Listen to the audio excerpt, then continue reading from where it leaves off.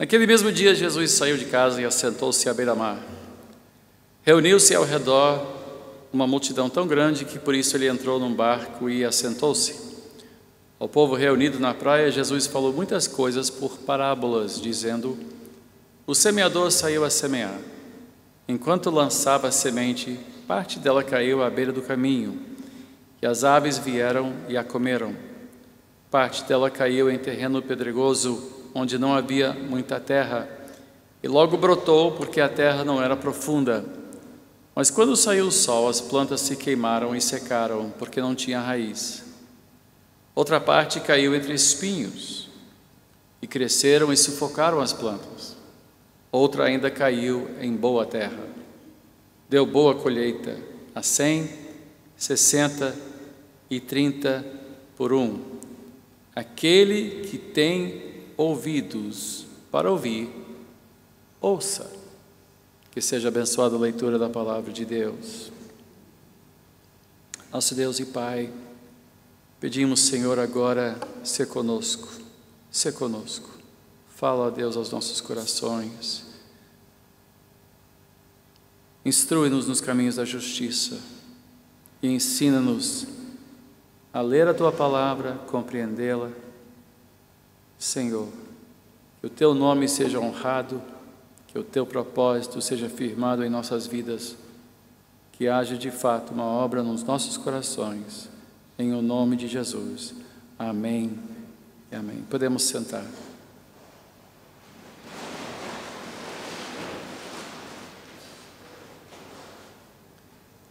Que maneira mais estranha de começar uma mensagem para uma multidão dessas. Para quem ouviu essas palavras pela primeira vez, certamente soaram de modo estranho. Os próprios discípulos não entenderam o que Jesus estava tentando dizer. O que foi isso, afinal? Foi uma aula em como ser fazendeiro, como melhor plantar o que fosse? É uma história estranha. E certamente é uma maneira estranha de ensinar. Nós temos o texto completo, que eu não li de propósito, porque eu queria que nós ouvíssemos o que aquela multidão ouviu. A multidão não ouviu o que veio depois. O que veio depois foi ouvido e depois registrado pelos discípulos. E nós vamos ler o resto, mas eu queria já começar deixando que nós tivéssemos certamente a impressão que os próprios discípulos tiveram. Por que o Senhor fala assim ao povo? Por que usar parábolas? Por que não fala claramente o que eles estavam dizendo?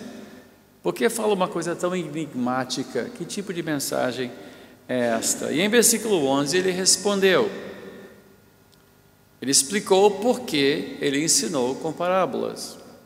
E a sua resposta é estranha também. Veja só. Ele respondeu: a vocês foi dado o conhecimento dos mistérios do reino dos céus, mas a eles não. A quem tem será dado, e a este terá em grande quantidade. De quem não tem, até o que tem lhe será tirado. Por essa razão eu lhes falo por parábolas, porque vendo eles não veem, e ouvindo não ouvem nem entendem. Neles se cumpre a profecia de Isaías: ainda que estejam sempre ouvindo, vocês nunca entenderão, ainda que estejam sempre vendo, jamais perceberão. Pois o coração deste povo se tornou insensível, de má vontade ouviram com os seus ouvidos e fecharam os seus olhos. Se assim não fosse, poderiam ver com os olhos, ouvir com os ouvidos, entender com o coração e converter-se, e eu os curaria. Mas felizes são os olhos de vocês, porque veem, e os ouvidos de vocês, porque ouvem.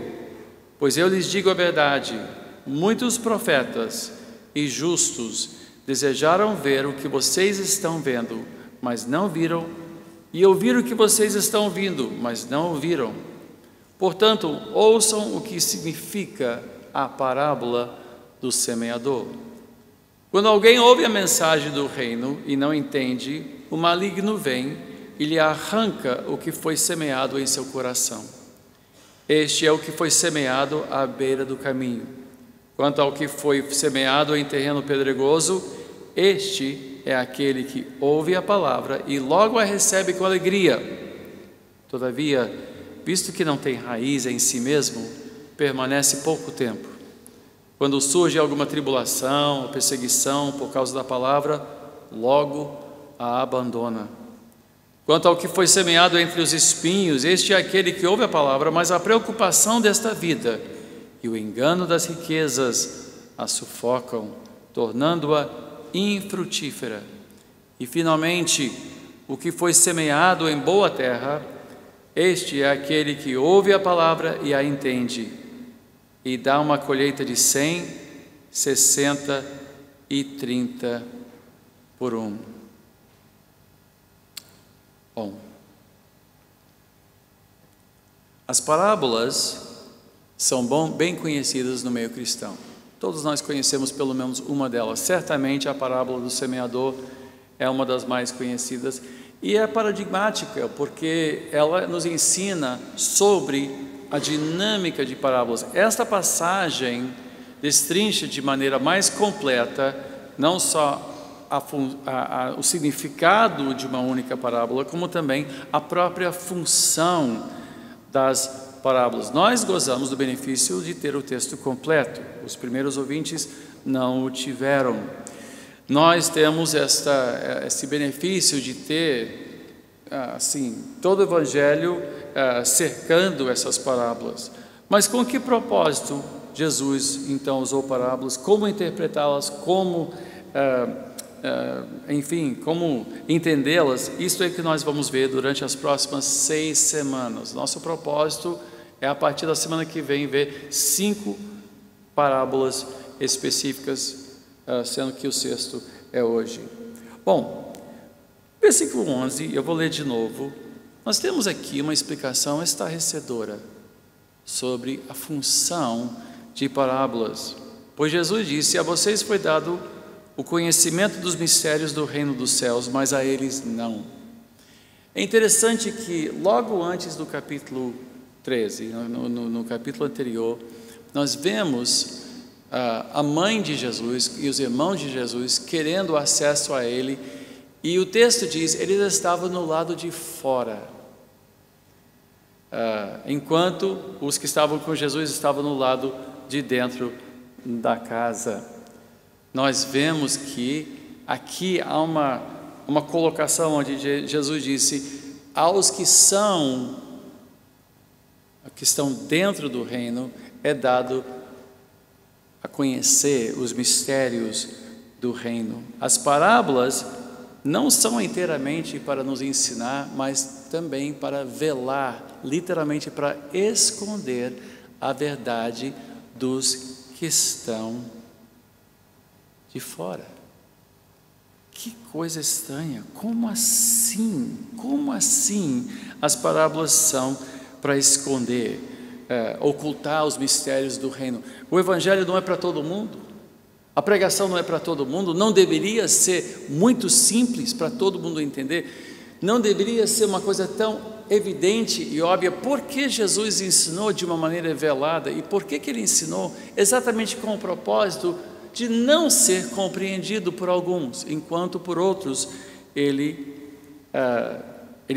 as parábolas seriam compreendidos? Isso parece contradizer a ideia de que o evangelho seja para absolutamente todo mundo.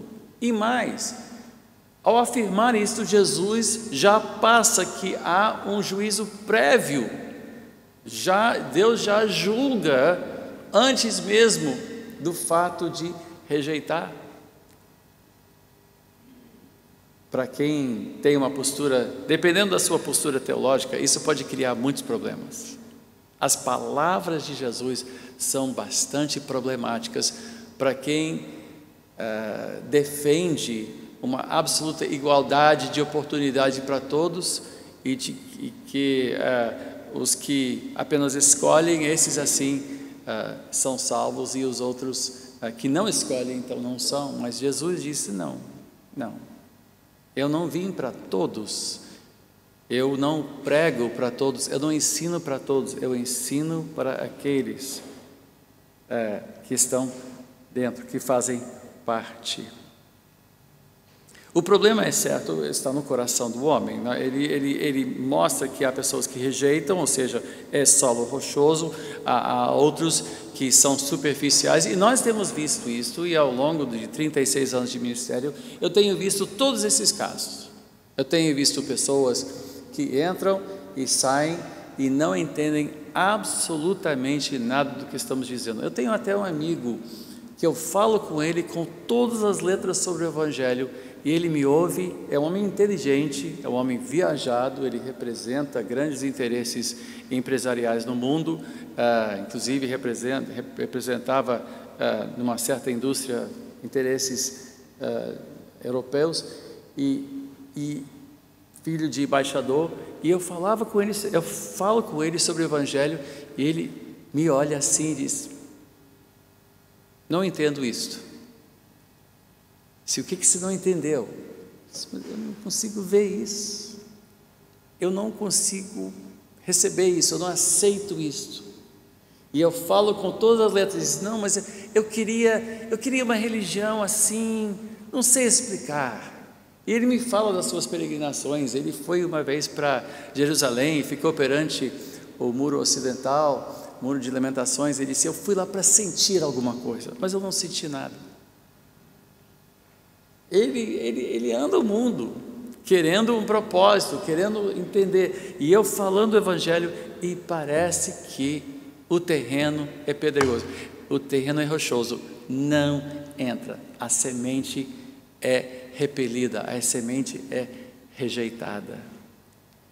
De fato, quando falamos do Evangelho, há pessoas que simplesmente dizem: não aceito, não vejo isso. E o pouco que ouviram, logo esquecem, porque descartam. Há pessoas que começam bem, eu já vi isso. Pessoas que parecem se entusiasmar com a igreja, entram, acham uma maravilha. Se envolvem, mas em pouco tempo, parece fogo de palha. Queima e logo o fogo acaba.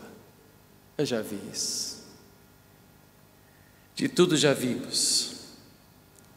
O que achamos estranho é que Jesus já sabe disso.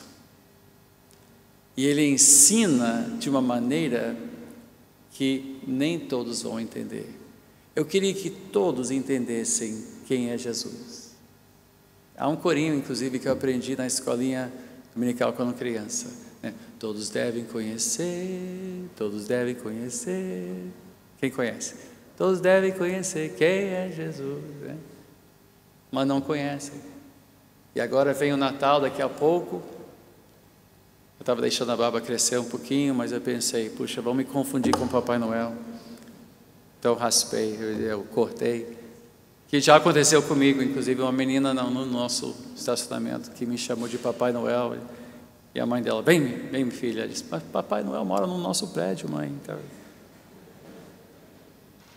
Mas todo Natal, revista Veja, revista Isto É, mais um artigo: quem foi Jesus? Quem é Jesus? E vão falar dos tais evangelhos perdidos, supostamente perdidos, que falam de Jesus, que casou com Maria Madalena. Essas bobagens que já há séculos vêm sendo desmentidos e revelados por serem as falsificações que são, mas todo ano pessoas voltam para fazer a mesma pergunta, não enxergam, não conseguem enxergar. É a dureza do coração desta geração e deste mundo, não recebe. E Jesus, eu queria que Jesus chegasse e convencesse todo mundo logo de vez. Eu não sei se você já teve essa frustração de querer que houvesse uma prova tiro e queda, que deixasse todo mundo assim absolutamente convencido, sem poder duvidar absolutamente de Deus. Mas por mais que falemos, O que é estranho é ver que Jesus nem faz questão que todos o conheçam. Não fez questão. Que coisa estranha. Ele até ensinou de uma maneira que a verdade ficasse velada. Fala sério. Nós que queremos passar o Evangelho e transmitir o Evangelho e ganhar pessoas para Cristo, Cristo está perante essa multidão e fala de uma maneira que garante, ao ponto de garantir que alguns não iriam entender e outros iriam entender. Meu Deus! Mas as parábolas, além de velar as verdades do reino, também revelam os mistérios do reino. Também revelam os mistérios para quem se submete a Cristo. E nisto há grande valor para nós, pois nos ensinam coisas de uma maneira rica, de uma maneira, embora velada para outros, para nós revelam os mistérios. As parábolas desvendam os segredos do reino dos céus, como Jesus disse aos seus discípulos, em versículo 11: a vocês foi dado o conhecimento dos mistérios do reino dos céus, mas a eles não. Então este reino, o reino de Deus, é um reino oculto, é um reino que é aberto apenas para aqueles que pertencem a Cristo. Para outros é um reino oculto, é um mistério, e somente àqueles a quem Deus escolhe, este mistério é revelado. Paulo falou do Evangelho como um mistério em vários lugares, em Efésios 3, versículos 8 e 9, se quiser abrir, pode abrir, se não quiser abrir, ou só anotar. Paulo disse: embora eu seja o menor dos menores de todos os santos, foi-me concedida esta graça de anunciar aos gentios as insondáveis riquezas de Cristo e esclarecer a todos a administração deste mistério que durante as épocas passadas foi mantido oculto em Deus, que criou todas as coisas. Ainda em Efésios, no início de Efésios 1, 7 a 10 diz: nele temos a redenção por meio do seu sangue, o perdão dos pecados, de acordo com as riquezas da graça de Deus, a qual ele derramou sobre nós com toda sabedoria e entendimento, e nos revelou o mistério da sua vontade, de acordo com o seu bom propósito que ele estabeleceu em Cristo, isto é, de fazer convergir em Cristo todas as coisas celestiais ou terrenas na dispensação da plenitude dos tempos. Tantas pessoas de fora acham que entendem a igreja. Tantas pessoas que nos observam de longe acham que a igreja tinha mais que fazer isso ou fazer aquilo. O propósito da igreja deveria ser mais relevante socialmente, a igreja tinha que se envolver com tais projetos sociais, etc. E não compreendem quem nós somos. Nós somos, de fato, um mistério para o mundo.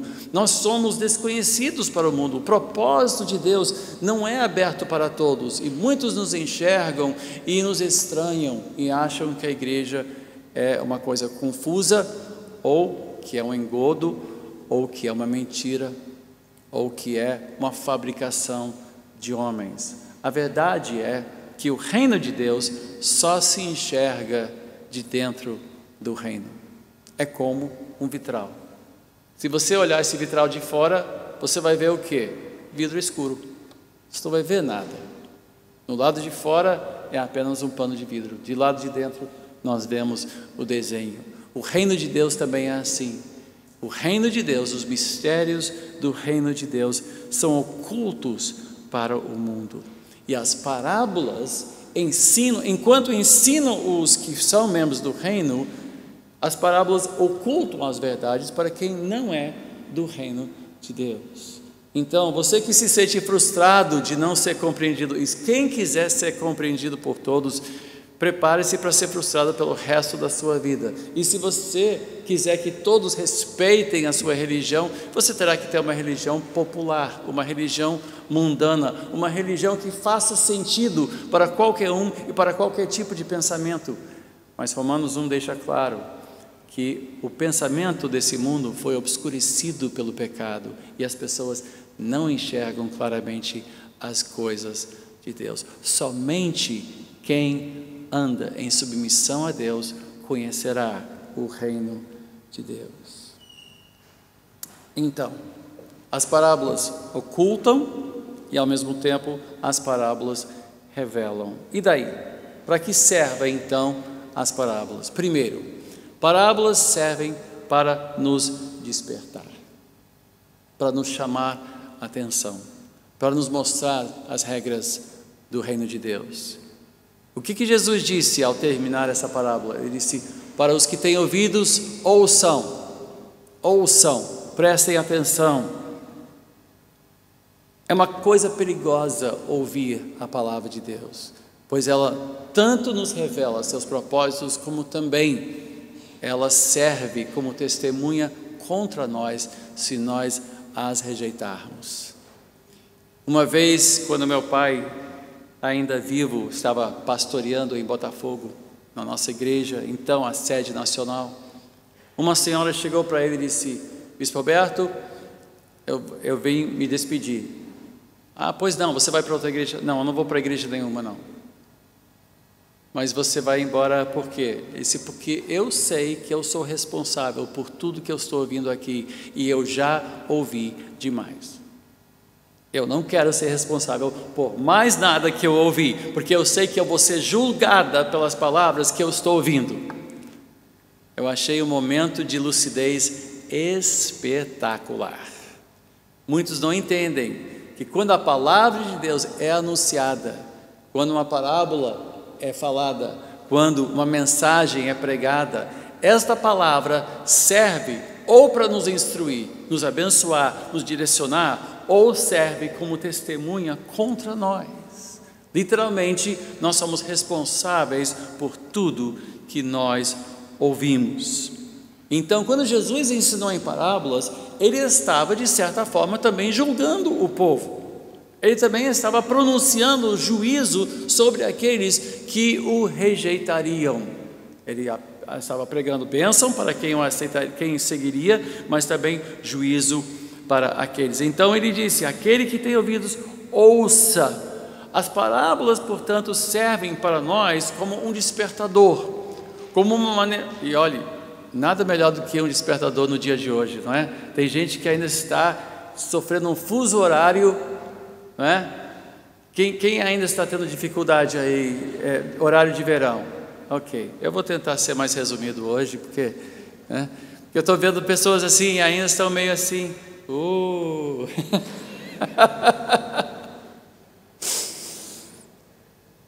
Eu acordo cedo, né? Eu sempre acordo cedo, 4h30, 5 horas no máximo, eu estou de pé, já estou orando, já estou lendo a palavra de Deus. E hoje eu tive que ler sem encostar na cadeira para eu conseguir ficar acordado, porque era 3h30 da manhã, horário de ontem. Quando eu acordei, aí eu olhei, e pior é que o meu cachorro pula no meu colo. Ele ainda tem tamanho para pular no meu colo, ele está ficando grande, muito grande, e ele dormiu, então ele estava roncando no meu colo e eu tentando ler a palavra de Deus. Lembrando as palavras de Paulo: desperta, ó tu que dormes. Desperta, ó tu que dormes. As parábolas são despertador, são a maneira de dizer: ouça, preste atenção ao que o Espírito está dizendo. Aquele que tem ouvidos para ouvir, ouça o que Deus está dizendo, pois as parábolas nos mostram os mistérios do reino de Deus. E nós veremos nas semanas seguintes, nas semanas vindouras, palavras como o reino de Deus é como, e vai explicando o que este reino. Nós vamos falar mais sobre o reino oculto de Deus, vamos falar sobre este reino, o que ele é, o que ele significa, qual a sua dimensão aqui hoje e como ele será consumado no fim.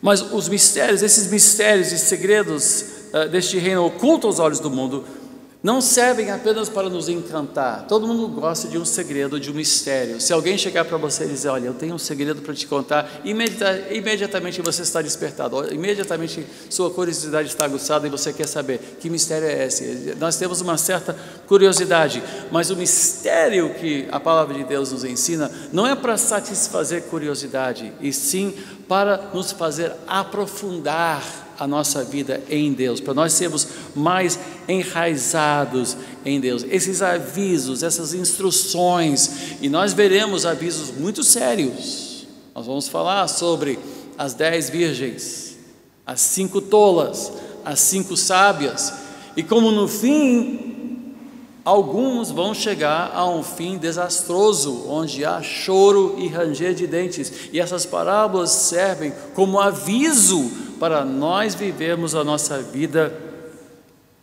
de maneira que serve a Deus e nos levará a um fim proveitoso. Mas também deve ser um motivo de grande alegria. Ninguém merece o reino de Deus. Ninguém merece. Ninguém merece fazer parte, nem pode fazer por merecer. Ele entrega o reino, como Jesus disse em Lucas 12. Aliás, pode abrir, Lucas capítulo 12, versículo 29.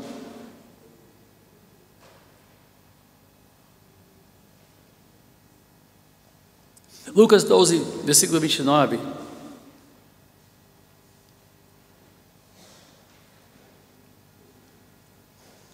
Isso, obviamente, é um ensinamento bem próximo ao que nós achamos em Mateus 6, no Sermão no Monte, que fala sobre buscar em primeiro lugar o reino de Deus. Mas aqui nós vemos: não busquem ansiosamente o que comer ou beber, não se preocupem com isso, pois o mundo pagão é que corre atrás dessas coisas, mas o Pai sabe que vocês precisam delas. Busquem, pois, o reino de Deus, e essas coisas lhes serão acrescentadas. Não tenham medo, pequeno rebanho, pois foi do agrado do Pai dar-lhes o reino. O reino de Deus, meus irmãos, nós devemos buscar, certamente, mas o reino não é conquistado, não é comprado, não pode ser merecido pelo nosso esforço, não pode ser alcançado pelo nosso esforço, pelo contrário, o reino de Deus é dado, é um presente, é dado de graça. Então nós devemos celebrar o fato de que nós podemos entender as parábolas, pois as parábolas ocultam a verdade dos que estão de fora, mas para os que são de dentro, essas parábolas revelam os mistérios de Deus, o caminho de Deus. Por isso nós devemos agradecer a Deus, com certeza. E mais, nós devemos dar ouvidos, sermos gratos, vivermos de acordo, levando a boa mensagem para outros, pois a quem foi dado muito, muito será exigido. Vamos então olhar essa parábola e, de fato, Jesus já nos dá a interpretação. Diferente das outras parábolas, já temos basicamente o que ele quer dizer, né? Há pouco mais o que dizer sobre a parábola, exceto isso. Nós vemos que há muitos casos de pessoas que aparentam começar bem e não terminam a sua jornada. Mas eu quero apenas frisar a última frase. Ele disse: os que recebem terra boa, ou seja, os que recebem de coração, produzem a 100, a 60 e a 30 por 1. Há pessoas que prosperam mais no reino, mas não quer dizer que quem prospera menos não esteja no reino. Há pessoas que parecem aproveitar tudo que a igreja ensina. Crescem, ministram, testemunham, e há outras que caminham, mas o seu fruto não é tão abundante. Em nenhum momento aqui essas pessoas são julgadas por Deus. Todo mundo faz parte do reino de Deus. Todos que fazem parte.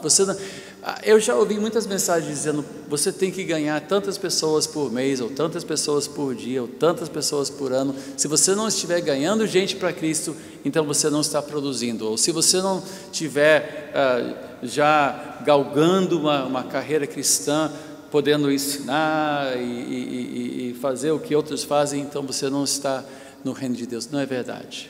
Há pessoas que produzem pouco, há pessoas que produzem muito, mas você não deve se julgar nem tão pouco, você deve se comparar às outras pessoas.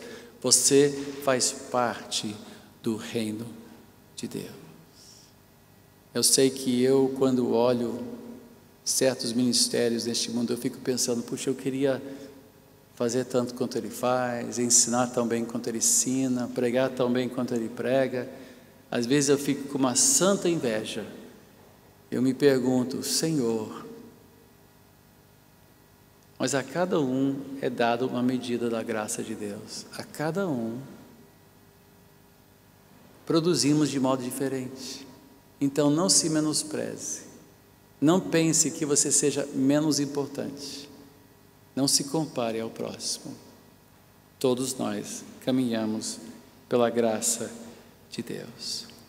Nas próximas semanas, nós vamos então abrir, uma por uma, as parábolas de Cristo.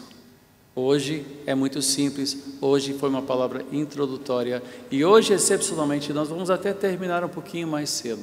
Vamos dar um pouquinho mais de tempo, e semana que vem, tendo uma boa noite de sono, semana que vem, estando nós bem despertados, prontos, né? Inclusive muitos dos nossos membros, eu acho que ainda estão na cama, ou se não estiverem na cama, não saíram a tempo de vir para a igreja hoje. Tudo bem, mas a partir da semana que vem e durante 5 semanas seguidas, nós estaremos então desembrulhando as parábolas para entender o quê?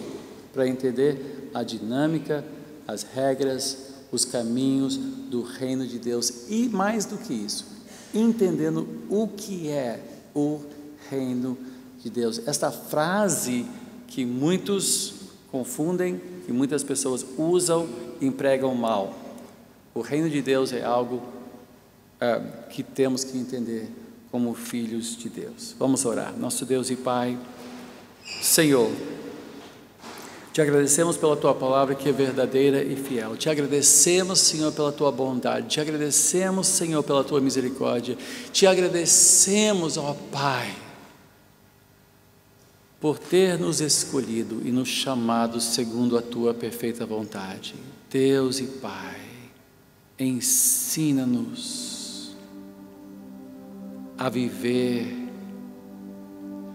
dentro desta economia divina de graça, de misericórdia, de justiça, de santidade, uma vida com propósito, uma vida com um destino, uma vida com uma razão de ser, não apenas acordando um dia após o outro, não apenas ocupando o tempo ou fazendo hora, mas vivendo uma vida consequente pelo poder de Deus e segundo a Tua palavra. Pai amado, ensina-nos, eu te peço, em o nome de Jesus. Amém.